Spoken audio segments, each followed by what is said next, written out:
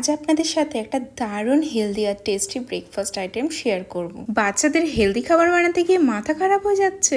আচ্ছা, আজ এমন একটা রেসিপি দেবো যা মুখে দিলেই বাচ্চারা নাচতে শুরু করবে আর খুব আনন্দের সাথেও খাবে। আমার ছেলের জন্য আমি সবসময় হেলদি জিনিসটাই বেছে নিই, তাই সবসময় ট্রাই করি হেলদি খাবারটাই খাওয়ানোর। এটা বানানোর জন্য প্রথমে সেদ্ধ আলু ভালো করে ম্যাশ করে তার মধ্যে সুইট কর্ন, গাজর কুচি, ক্যাপসিকাম কুচি আর পেঁয়াজ মেশাতে হবে। আর সাথে কিছুটা সুইট কর্ন পেস্ট করে দিলে টেস্টটা আরো ভালো আসবে। এবার সামান্য চিলি ফ্লেক্স, নুন আর মিক্সড হার্ব দিয়ে পুরটা তৈরি করুন আর এর মধ্যে কিছুটা মজারেলা চিজ দিয়ে দিন। এরপর আপনার ইচ্ছা মতন একটা শেপ দিন। এরপর ব্রেড ক্রামসে কোটিং করে বাটারে হালকা শ্যালো ফ্রাই করলেই তৈরি হয়ে যাবে মুচমুচে পুষ্টিকর স্ন্যাক্স। একবার ট্রাই করে দেখুন, বাচ্চা থেকে বড় সবাই আপনার ফ্যান হয়ে যাবে। আর এটা আপনি তৈরি করে 3 দিন পর্যন্ত ডিপ ফ্রিজেও রাখতে পারবেন। ভিডিওটা ভালো লাগলে অবশ্যই কমেন্ট করে জানাবেন।